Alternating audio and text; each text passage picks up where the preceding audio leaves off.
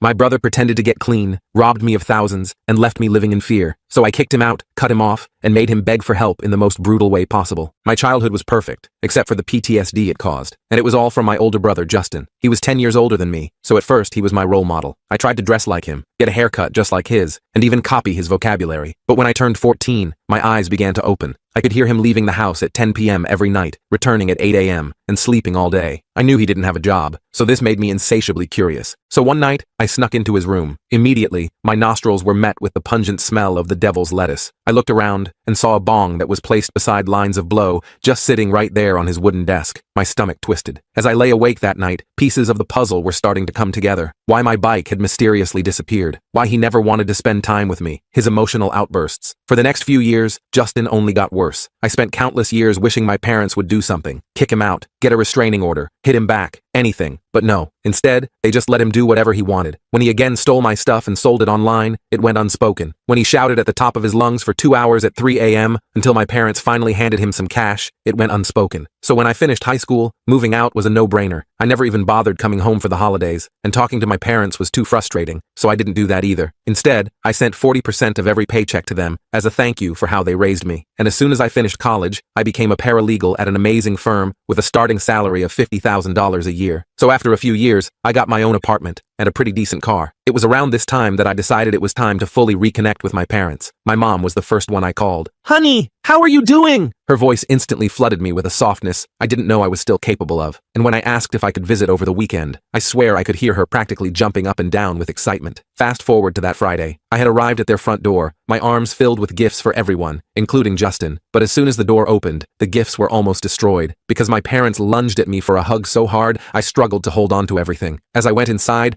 I immediately noticed a thick cloud of smoke that filled the entire living room. I looked over to my parents, expecting them to be just as disgusted as me, but they just continued their conversation, as if it was the most normal thing in the world. On the surface level, they seemed pretty happy too, but as I looked into their eyes, I saw a deep sadness. It had only been a few years since I saw them, but they looked like they had aged by almost 2 decades. That's when Justin popped out of his room to bestow us with his presence. "Yo," he said to me, nodding his head. As I looked at him, the first thing I noticed were his nostrils. They were almost closed up, and his nose bridge had practically flattened. I didn't feel bad for him though. We had the same upbringing, the same loving parents, the same classy neighborhood. He literally had no excuse as to why he was dragging my parents down. And since it was 9 p.m., Justin left to meet up with some buddies. "You have to take him in," my dad said. "Honey, I know we don't speak much, but we haven't had a day off from babysitting your brother in so long. I need you, please." Their voices were shaky, desperate. They promised it was just for a few days, so I agreed. As soon as I said yes, my mom literally blew a sigh of relief. My dad's face lit up. "Thank you, son. Thank you." When Justin